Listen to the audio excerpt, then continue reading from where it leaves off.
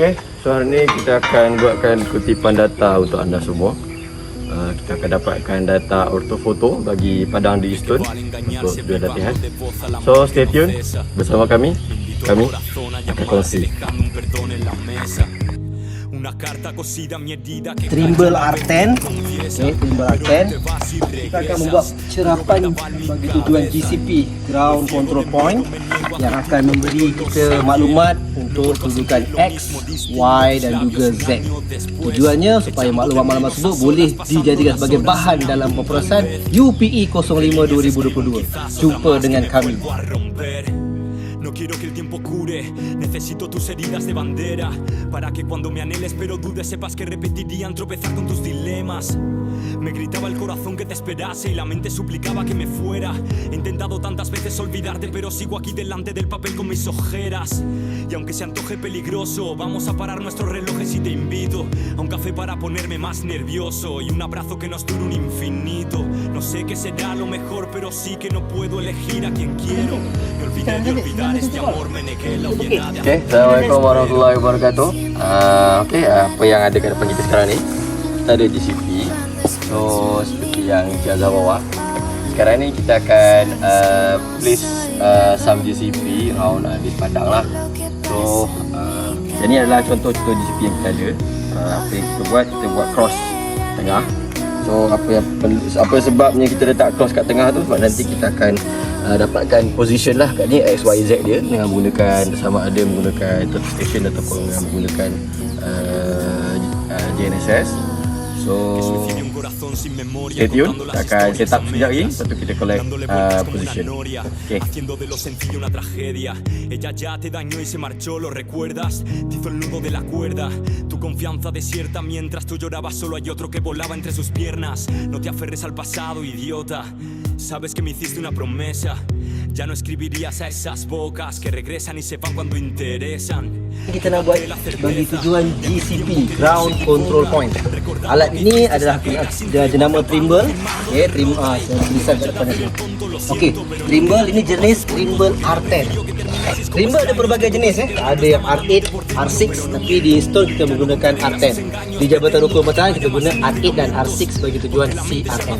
So GCP ataupun Ground Control Point tujuannya untuk mendapatkan X, Y dan juga Z.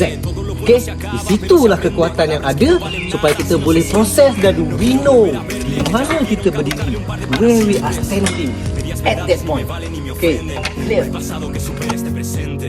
Siempre pierdo la razón cuando escucho a mi interior. Sabes que no Okey, seperti yang Cik Usu cakap tadi, baru tadi kita set kita punya GCP GNSS. So sekarang saya tengah set controller untuk dapatkan position. Maybe kita akan gunakan TicketNet untuk dapatkan position lah. Then after this GCP pun kita dah letakkan di kawasan yang sepatutnya kita letak, dan kita akan pergi dapat position dulu. Then right after that kita akan terus buat collection data dengan menggunakan Google. Tu reloj sin mirar porque sé bien que el tiempo es certero y si la mente se niega a intentarlo y el corazón me dice. Okey, ini GPS Trimble R10. Okey. Okey, kegunaannya kita nak mencerap koordinat di mana kita berdiri, yang akan mendapatkan maklumat melalui kedudukan ini. Kita akan cerap dan mengeluarkan maklumat X, Y dan Z kedudukan kita. Ayo.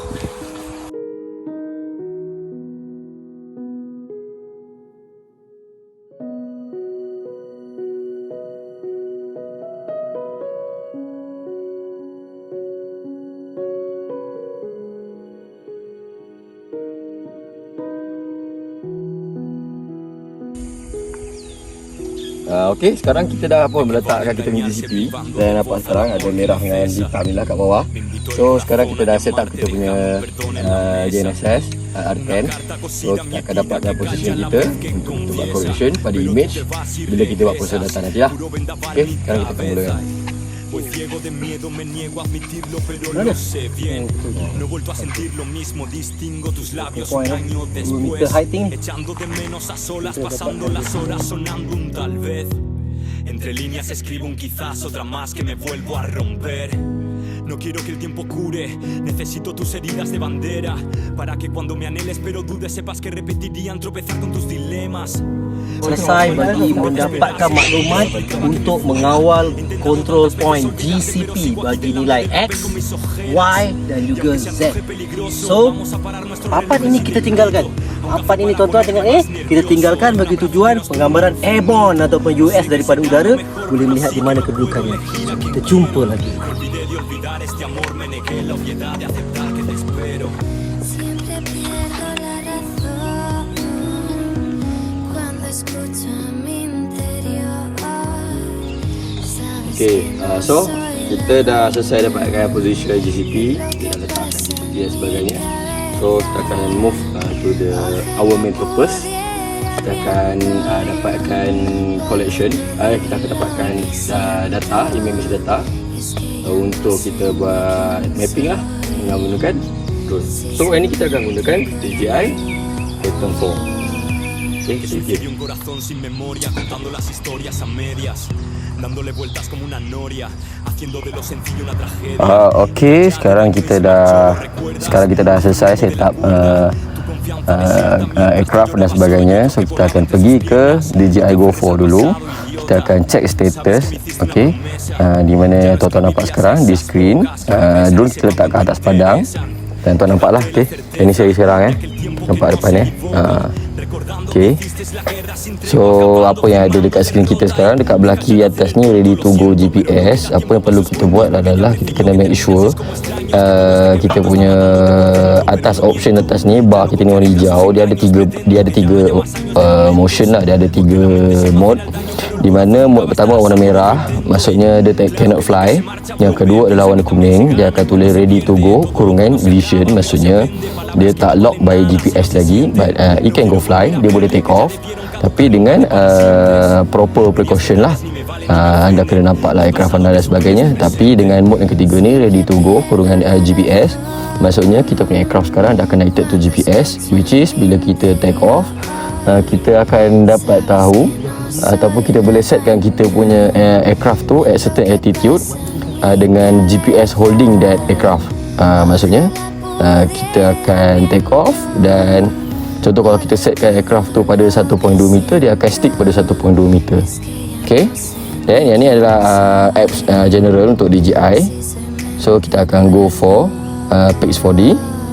So untuk kita punya flight pada hari ni, kita akan gunakan Pix 4D. Pix 4D capture ni adalah free source, boleh download free saja. Apa yang berbayar adalah kita punya processor untuk prosesi image nantilah. Pix 4D Mapper itu kita kena bayar lah, itu kena beli. Saya tak tahu kalau ada online online pirate ke tak, saya tak sure. Tuan-tuan boleh carilah. Tapi dengan software trial kita boleh gunakan untuk dapatkan processing. Maybe ada chop ataupun watermark lah. So kita akan try lah nanti untuk next slot.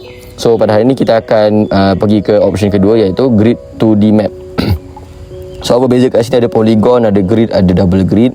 Polygon ni kita nak set satu mapping tu, satu kawasan tu kita nak buat satu map. Mission kita tu tak macam mana kita nak dapatkan satu kawasan tu yang fokus. Dia bukanlah padang ataupun sebagai contoh lain macam plantation dan sebagainya.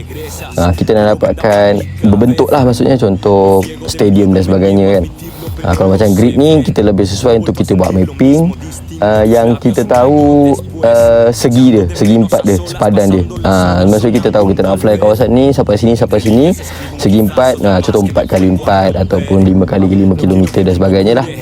Okay, untuk yang option ketiga ni adalah double grid. Double grid ni pula dia fokus kepada untuk mendapatkan 3D model. Means bila kita buat mapping dia sama je macam grid, tapi bila ada double grid ni maksudnya dia macam ada cross image. Bila ada cross image maksudnya kita akan dapatkan lebih banyak gambar untuk buat modeling. Kita akan dapatkan modeling tu contoh kita fly, kita dapatkan top of building kan, kita by image. Tapi kalau kita banyak dapatkan image, maksudnya daripada segi overlapping dan sebagainya, kita dapat tahu side of the building. Maksudnya kita ambil gambar tu dengan overlapping yang tertentu, kita dapat juga selain daripada kita dapat top of the building, kita dapat juga side of the building. Kita dapat tingkap dan sebagainya lah. Okay. Sama juga. Okay, yang keempat adalah circular. Circular ni memang khas untuk 3D model. Contoh, kalau kita nak ambil gambar kubah masjid, kita nak ambil bangunan sebiji, kita nak ambil gambar patung yang besar, atau macam Tugu Negara tu kan, dekat patung tengah-tengah tu, kita boleh modelkan dia. Ada cara dia lah.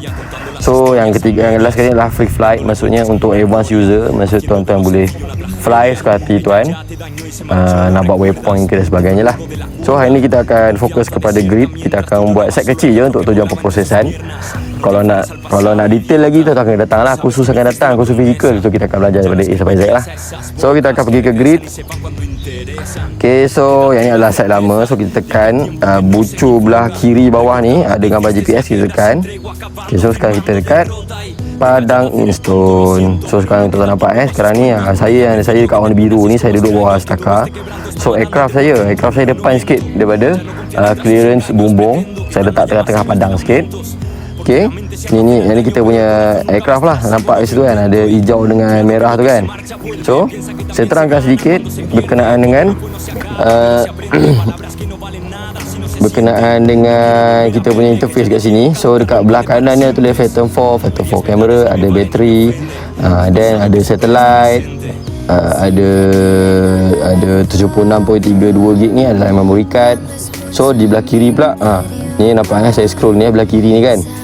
So ini adalah heighting kita akan fly. Berapa tinggi kita punya flight kita nak fly, kan, berapa banyak. Kalau kita terbang tinggi, kita dapatlah cover banyak. Kalau kita terbang rendah, kita cover sedikit, tetapi mengambil masa yang panjang. Okay, so sekarang kita set dulu. Okay, sekarang tujuan kita adalah untuk mendapatkan kawasan padang ni lah. Okay, kawasan padang.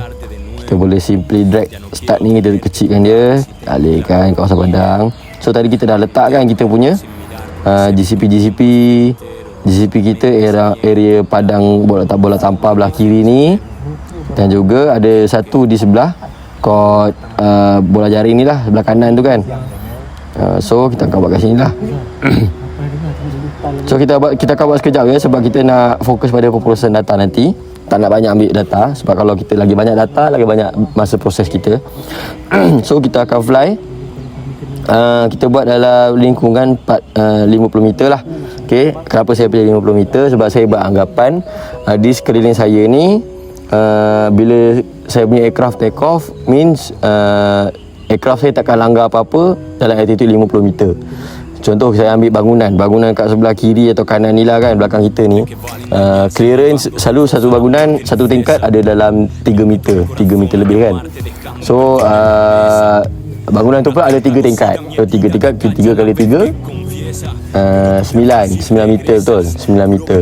Kalau ada bangunan 5 tingkat, 5 kali 3 15 meter. So 15 meter adalah satu jarak yang sesuai lah untuk kita fly. Tapi bila kita fly terlalu rendah, kita punya mission akan terlalu panjang dan bateri kita akan konsum lebih banyak masa. So bateri consumption pun akan lebih tinggi lah. So kita akan pergi. Next kita akan, kalau tuan nampak kita buat 50 meter, GSD 2.19, kita akan dapat dalam 8 minit kita punya mission Tapi kita boleh setting kita punya di sini angle kamera, frontal overlap, side overlap, look at grid center, picture trigger, safe mode ke fast mode, drone speed normal, dia boleh sampai slow ataupun fast. Macam saya alihkan ke kanan, ada boleh normal plus. Kalau ke belakang slow plus, slow normal, fast. So kita ambil normal plus lah, dia laju sikit. White balance ni kita akan set pada auto, sebab kalau dia cloudy dia akan auto pergi gambar tu, dia akan cerahkan. Kalau dia terlampau cerah sunny, dia akan dimkan sikit. So dia akan auto lah maksudnya kan. So okay, kita dah setting, kita setkan overlap 75-70. Okay, dah selesai. Kita dah boleh tekan start. Okay, kita akan pastikan drone connection dah connected. tekan next. Okay, sebelum kita take off tu, kita akan check semua, bagi dia tick dulu. Connected, battery level sufficient, drone GPS dah connect, kamera dah ready, mission pun dah upload dalam drone. Kita akan start.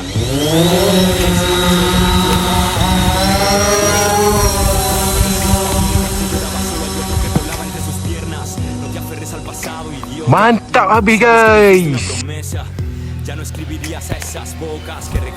Okey, sekarang kita punya aircraft dah take off kan. Bila aircraft kita dah take off, dia akan seperti tuan nampak sekarang dia akan bergerak pergi ke start aircraft kita daripada bawah dia pergi ke kanan atas tu start.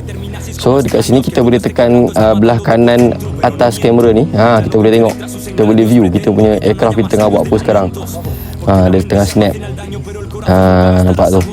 Okey, yang ni untuk kita buat pemantauan lah. Itu kita buat pemantauan menerusi drone lah. Dan kita juga ada kita punya observer kat bawah. Contoh saya sebagai pilot, ada kawan saya lain dia sebagai observer. Dia akan tengok keselamatan drone tu juga bila dah ada di atas. So kalau tuan-tuan nampak sekarang ni, drone tu tengah snap. Kalau nampak kat sini ada bekas-bekas kamera dia snap kan. Maksudnya kawasan tu dia snap lah. So dia akan pusing. Dia akan jalan selama 6 minit 30 saat lagi. Okay. So apa yang bagusnya drone ni, dia bila bateri dia nak habis, dia akan patah balik sendiri. Walaupun mission belum habis, dia akan patah balik. Dia akan minta kita tukar bateri dan kita boleh resume. Alright, kita akan tunggu dulu kita punya aircraft habiskan dapatkan ni mission dulu Nunca pensaba volver a pensarte de nuevo.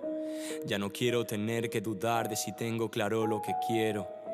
Apunté tu reloj sin mirar porque sé bien que el tiempo es certero y si la mente se niega a intentarlo. Okey, kita dah selesai dah dapatkan collection data semua. So harap tuan-tuan semua dapat manfaat daripada video yang akan dihasilkan nanti. So stay tune. Bye.